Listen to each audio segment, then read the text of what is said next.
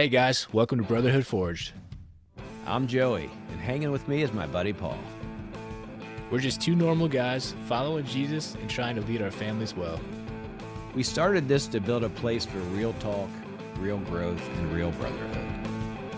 If you're about faith, leadership, and showing up when it's tough, you're in the right spot. If you like what you hear, hit the share button or leave a review. It helps way more than you know. Let's get into it. Okay, so as we talked before, we're doing these minis, kind of mini briefs, whatever. So we wanted to talk a little bit more about Proverbs 27:17, which is the verse that we kind of stand by, Paul and I. And it's kind of our foundation for Brotherhood Forge. As iron sharpens iron, so one person sharpens another. It's a verse that I feel is extremely important, and I think Paul does too. Paul, what do you have to add to that? Yeah, we had a open house this past weekend for a graduate nearby, and someone came up to me and they talked about the podcast, and she said how cool it was to hear that because our basketball coach teaches that to his kids as well, just as like a metaphor, and he just said, "Hey, iron sharpens iron." And I think back to all of like my life stuff too, like coaching and playing. It's like, man, if that's not the truest thing I've ever heard, like when you get those brotherhoods, it's like, hey, one person does sharpen another. But also think if you're not that one person for somebody, they're not that person for you, you can dole each other out too. And this is where I got to shout out my buddy Ben. We going into our senior year, we were like the only ones that, I mean, they're not the only ones. We just got together and we decided like, hey, we're not going to go out, we're not going to party, we're not doing this stuff.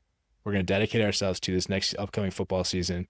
We were staying, when we're going out, we were playing Xbox James Bond, just like some silly game to get us by doing whatever it was.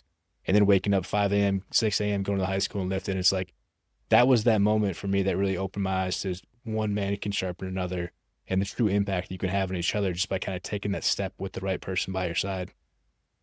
Yeah, when you and I and Richie, was it 2 years ago we got together? Was it a year and a half at the summit? And we decided to kind of make that 3-man accountability group. We talked about Proverbs 27:17. And it's a verse that it's been kind of close to me. It's been really important to me for a very long time. But not just the fact that you and I are sharpening one another, but the whole community, we want to instill that in our listeners as well. It doesn't have to be brother to brother. It could be sister to sister. It's really about two people that could sharpen each other, it doesn't matter if you're a man or woman. Absolutely, dude. I think you could even look at, obviously you said it doesn't have to be man to man. It can be husband and wife or wife to husband, whatever it is. And I think ultimately we're called to do that with our spouse. We should hold ourselves to that standard of sharpening them as we hope that they would do the same for us. Because all that does is just make our entire marriage, our entire household, our entire community better. So it's really kind of a challenge to reach out to one another and make sure you have those right people in your life. And if you don't, find them, become that person for somebody, and they may become that person for you too. You talk about finding it. People often think someone should come to me. Like, if you don't make the effort, sometimes you're going to make all the effort, right? Finding that person. So I encourage you, ask someone to breakfast for a cup of coffee that you may be interested in forging a relationship with. And maybe 9 of them out of 10 fail. But if just that one fails, that's kind of been my motto, or it's kind of been my MO, I'm kind of the breakfast or the coffee guy. If I meet someone that I really want to get to know, whether it's somebody at church or it's somebody I've just met, I'll say, hey, let's grab a cup of coffee. My wife's like kind of laughs at me. That's kind of weird, right? I'm like, no, it's not. Because often it turns into something great. And pretty much right away also, if that person's not someone you're going to want to hang out with, but why not give it a shot? And what if you're a light to that person? What if that person can see Jesus in you? Whatever the case may be, maybe it's not a spiritual thing or a faith thing, but you just give that person someone that they can lean in on and they can trust, and they don't have that person. So I challenge you. Yeah. Well, you brought up the group with me, you and Richie. Was still a St. Louis summit, right? We were Yes. not. Yeah. So that was 2 years ago.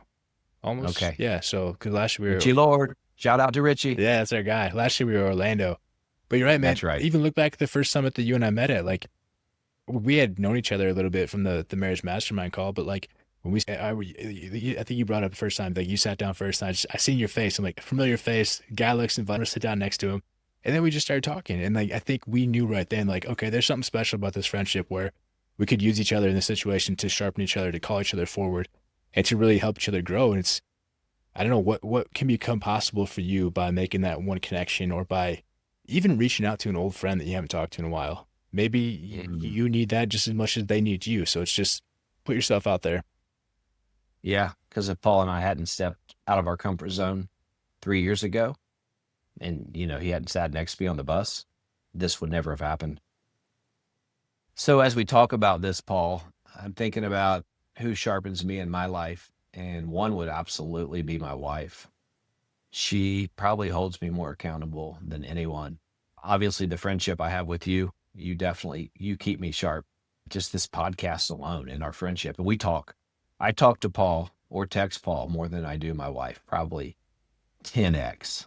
It's kind of funny because we're always talking about content. We're always talking about, maybe questions or comments that we've had on the podcast. So yeah, he definitely sharpens me. And I have some guys at church. There's a handful of guys that I really respect, I really look up to, and we definitely hold each other accountable. And I consider that sharpening. There's others as well, but those are the ones that really stick out to me. How about you, Paul? Yeah, I mean, not to completely hijack your answer, but for sure it's Amber. Like we talked about in the marriage, when I wouldn't be the man I am today without the influence that she's had on me and continues to have on me, even if sometimes it's not the gentle love that we all hope it will be. It's not comfortable, but it's accountable. It's sometimes the drive, the direction that we need, or the motivation that we need. A personal story. I mean, we talked about the argument that we had, a disagreement that we had. It was over me being on my phone too much at night. And it's not just texting you. That's just in general. I'm like, there's times where I just feel completely burnt out, and I think I just default to just scrolling for no reason.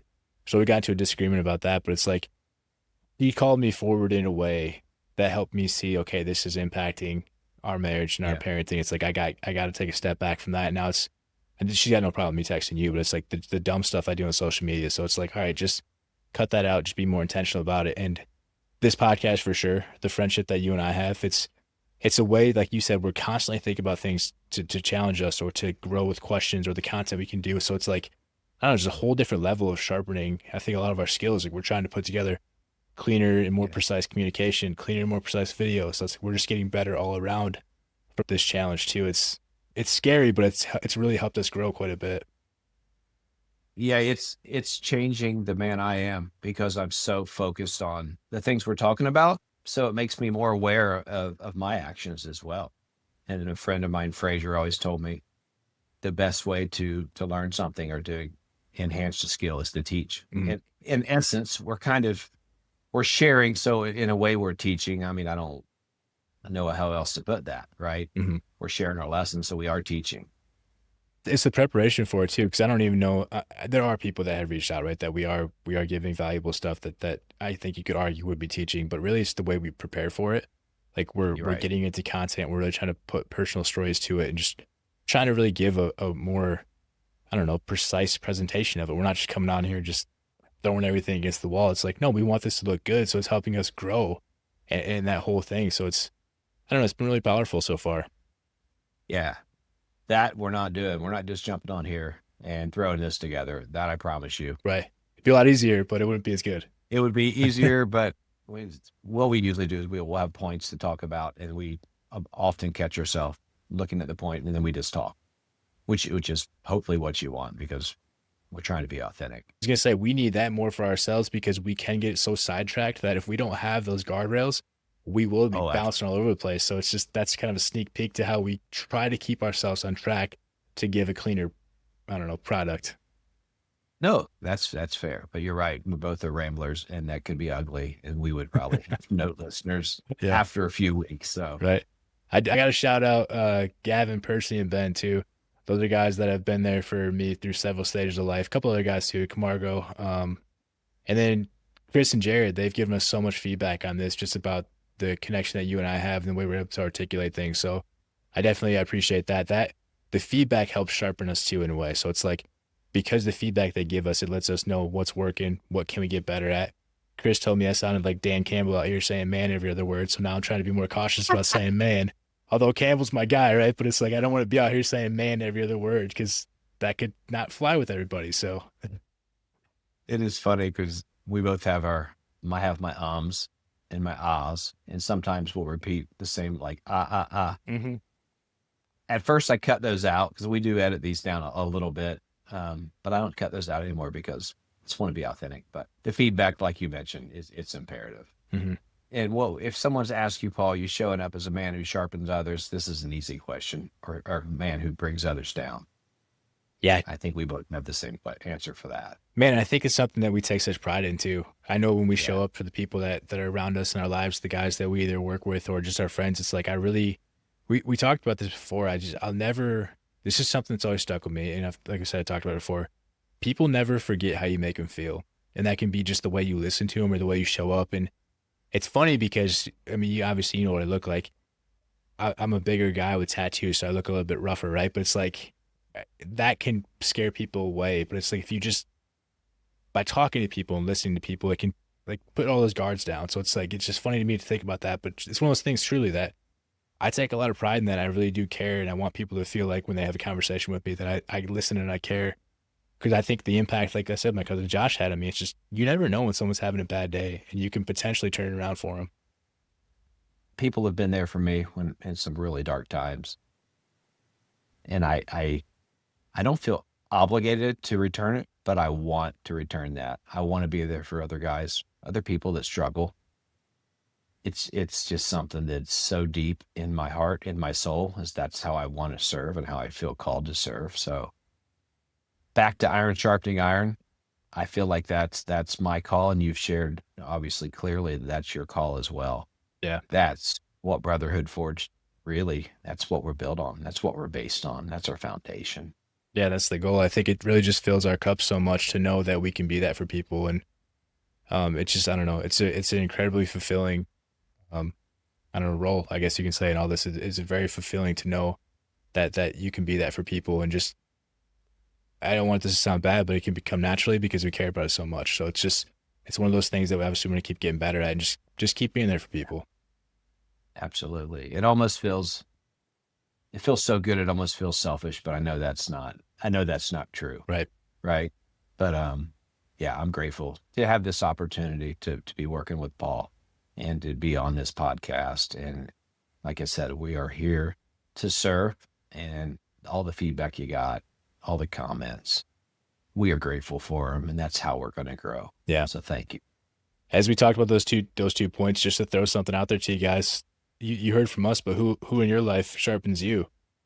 And are you showing up as the man who sharpens others, or are you dulling their edge? How are you showing up, and how do you want to show up? Really ask yourself that too. And the kind of last reflection thing we talked about, man, we've already off camera talked about this, but where do we need more challenge and not just comfort? My morning routine sucks right now. I'm not even gonna lie, man. I need more challenge to get back into my morning routine, back into my cold plunge stuff.